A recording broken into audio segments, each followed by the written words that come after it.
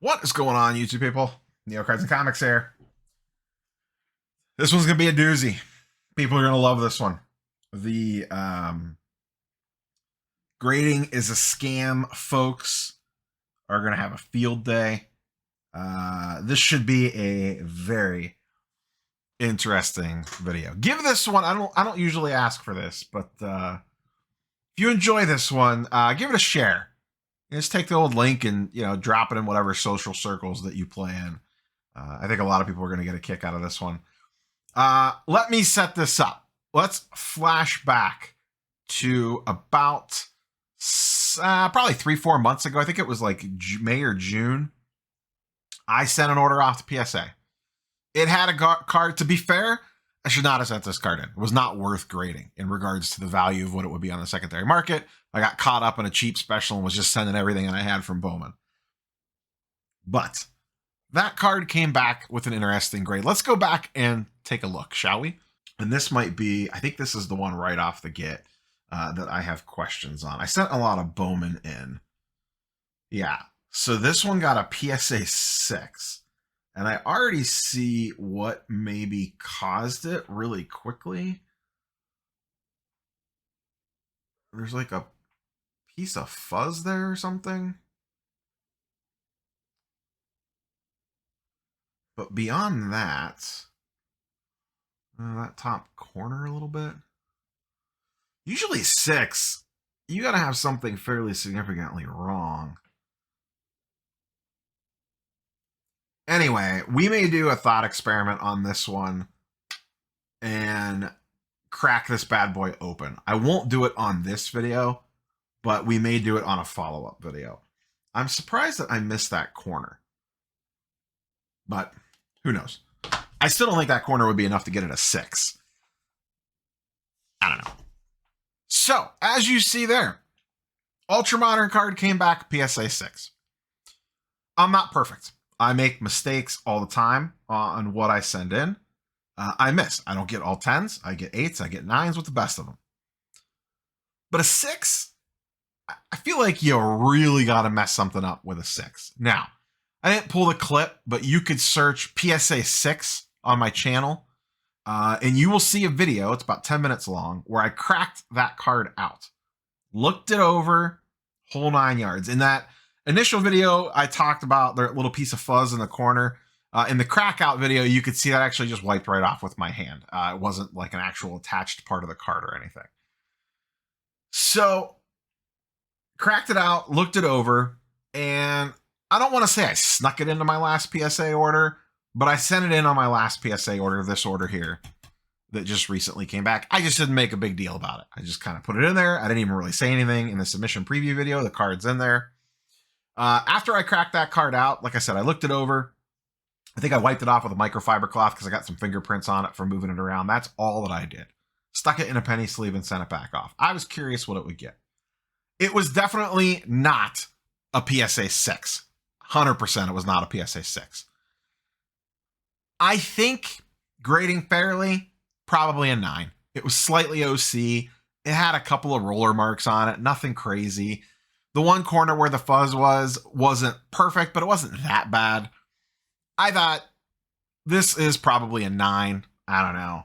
I don't know how it got to 6. I really don't know. You see these cards all the time, and people are like, when you watch a lot of these orders, every once in a while there's one in there that they're like just way off from what they initially thought that it got. So, the card came back, and boy, oh boy, when they talk about grading is subjective, and two different people could have vastly different thoughts on the same card, I'll let you guess in the comments down below what you think this came back as, but I have a feeling you probably already know, because why am I even making the video this big of a deal? How about a PSA 10? So, we went from a PSA 6 to a PSA 10. Yeah. You know, what do you really say? Am I surprised that it got a 10? Yeah. Like I said, I kind of thought this card was a 9. clearly the 6, I think the 6 was a mistake. I don't know if they fat fingered it and meant to hit 9 and hit 6 instead and just no one caught it. I have no idea. But we bumped from a 6 to a 10. I cannot wait to read the comments on this video. People are going to lose their mind. For me, like, I get it. You know, you crack a card, it could grade differently each individual time. You know, you crack out a 9, maybe it gets a 10. You crack out a BGS 9.5, maybe it comes back a 10, maybe it comes back an 8. Whatever the case might be. I get like little half grade differences, a grade here or there. Like, if we're really being all honest with ourselves, there is not that much difference between a lot of probably PSA 9s and PSA 10s. There's really not. There's probably not a huge difference on PSA 9s to 10s in a lot of cases. And you could go vice versa on that. There are probably a decent amount of PSA 10s out there that could very well be 9s on any other given day, and vice versa. There's probably plenty of 9s out there that could easily be a 10 on a given day, especially on Ultra Modern. A 6, though, that just feels like there needs to be something significantly wrong with it. So I actually think, as crazy as it sounds, I actually think the 10 is a more fair grade than the 6. In all reality, I personally, having cracked this card out, looking it over like really, really closely, if, you know, once again, take the actual card out in regards to the player and the card, the lunar glow, whatever the parallel, this card should have never been graded in the first place. That was my mistake, value-wise, in regards to trying to sell it. But from a evaluation of the card standpoint, I do not think that card was a 6. Not 100% sure it was a 10. It's probably a 9 if I'm being realistic. If I look this card over again and insert a different card, I looked it over that closely because I spent a good 5 minutes looking this card over, which is way longer than I typically spend. Any other card that I looked over like this again in this same condition, I honestly probably wouldn't send. I think a 9 is a very fair grade. Okay, maybe the guy was having a good day and he threw the 10. I don't know. Or they just looked at it in, 15 seconds or 30 seconds or whatever they spend on it and moved on to the next thing. But I do think the 6 is the more egregious of the two grades. Now, that all being said, that calls into question what was going on to get the 6. Like, what were they looking at that they saw this and were like, yeah, that's a 6, man? Or like I said, did they fat finger the keyboard and meant to hit 9 and hit 6 and just, I don't know, didn't catch it, didn't care, whatever the case might be. They're moving so fast because they're grading so many different cards. Elico 3 jokes all the time. Whenever you do a grading review, you always got to bring up Elico. Spin the wheel at PSA. And that's what this one really, really felt like. The rest of the order, I did the reveal the other day and I did really well on this order.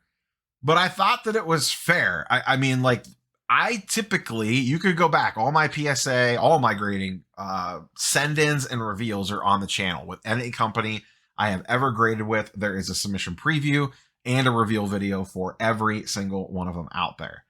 Generally speaking, I don't know my exact numbers off the top of my head, I have a pretty good gem rate. My overall PSA gem rate is pretty strong. On modern/ultra modern, I am typically pretty good about looking over cards, and I tend to be picky.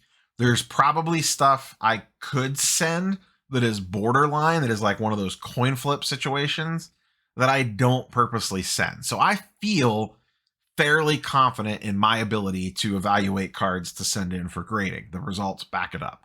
I am way into the positive when it comes to gem rate percentage across all the companies. I don't send nowhere near as much to SGC, but when I did very well on those orders. I done really well on my CGC orders. And for the most part, I have done extremely well on my PSA orders as well. So for something to get a 6 would be very unlike me. Once again, I'm human. I make mistakes. I could have easily missed something. But on second thought, PSA was like, yeah, that's a PSA 10. So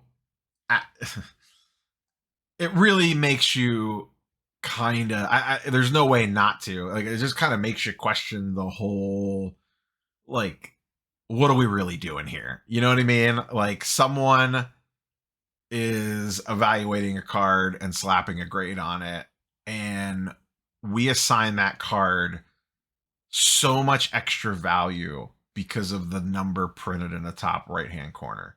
Once again, guilty as charged. And, you know, before the AI grading folks come in,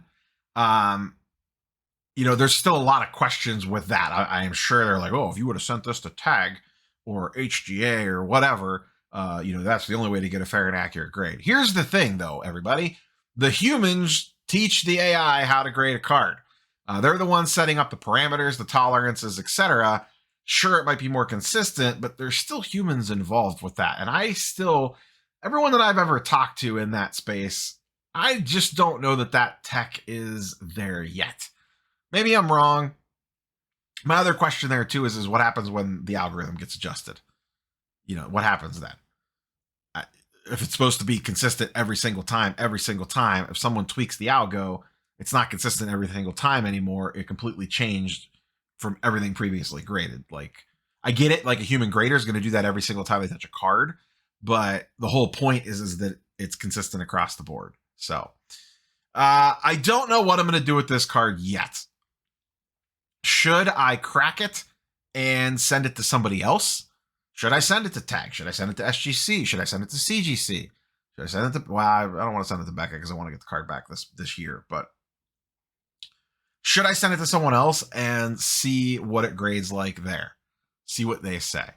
And just keep passing this thing around to the various different grading companies. But the grading is subjective crowd definitely gets a dub in this one, where, you know, one card could be one way and then you crack it and send it back in again and it's completely different. And like I said earlier in the video, most of the time I get it.